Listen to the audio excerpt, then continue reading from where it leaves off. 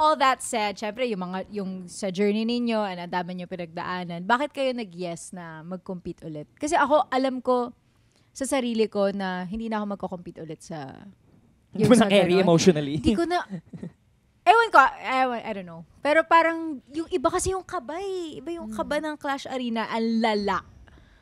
I bet, in a competition. Ayun. So yun nga, bakit kayo nag-yes ulit sa The Clash? Balik sa question. True. Ako muna. Kahit sino. Kahit sino. Actually ako, nung tinanong, sumagot agad ako ng yes. Pero nasa isip ko, sasali ulit ako. Sa dinami-dami na ng competition na nasalihan ko sa tanang buhay ko as a singer. Sabi ko, sige, kung sasali ako ngayon, last na rin to. Kaya, sabi ko, sa lahat nga ng mga naging competition ko, kung sasali ako ngayon, sige na, wala. Kung makabahan ka, mas magpakain ka dun sa, dun sa eagerness mo, sa drive mo na, magpakita na lang ng galing mo.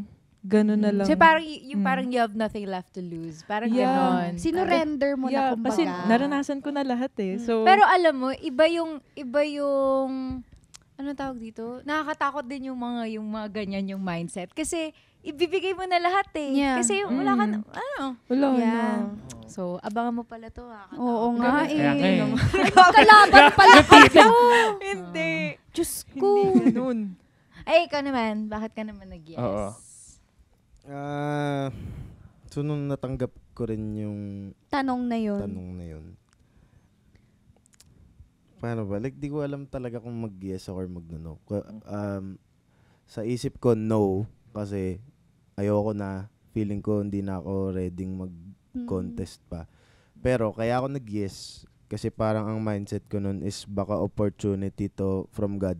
Tapos, hindi ko tinry. Correct. So parang I'd rather, sige, subukan ko. Kung matalo ko, okay lang. Why not? Pero kung baka kasi pag di ko sinubukan, parang meron palang inaabot sa akin. Tapos di ko pinansin. Yeah. Yes. So yun yung mindset ko papasok ngayon ng The Clash. Na parang whatever happens, ang goal ko lang is bawat performance ko mabigay ko yung kaya kong ibigay. I believe may faith ka pa rin talaga. Since nag-yes siya amongst like yung sila actually, they still have the faith na kayang-kaya. Kaya. Kakayanin. So far, syempre, may mga iba ring Clash backers from other seasons. Sino so far yung parang medyo threat? Grabe yung tanungan, Sa Clash backers. I think si Born Against. I think si Born Against, di ba? Ako talaga yun. Ng Zamboanga City. Ito, pag ito kumantya, di mo alam saan pupunta yung nota. Di mo alam. A lot of luck. Ito talaga yung a lot of luck involved. Yes. Okay. Sino?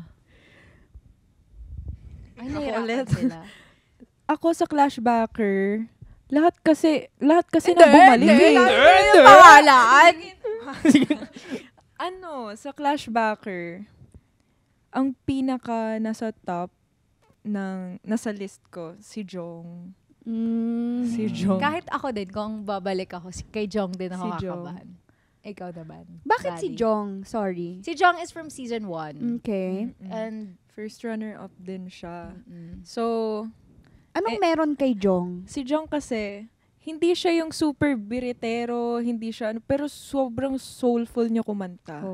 Yung, parang papakinggan mo palang, sobra yung emotions niya pag kumakanta siya. Kakaiba kasi siya.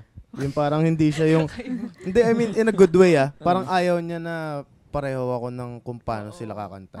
Iba So, siya. lagi niyang iniiba May yung sarili kanya. siyang So, unpredictable. exciting. So, same din yung sagot ko. Si Jong din. Oh, grabe. Jong! Jong, di pa kita nakikilala, pero last mo, pare. Jong, mag-guess ka naman dito. Oo nga. Ayun. Grabe si yun. Jong. Sheesh. sa Ikaw din.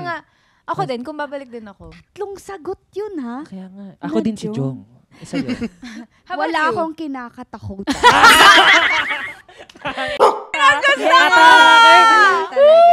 Sa mga new clashers naman. Meron ba? Or parang feeling nyo, wala naman tong mga to. Bang!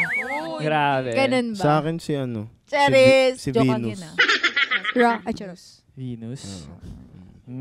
Venus. Si Venus daw po. Okay. Bakit?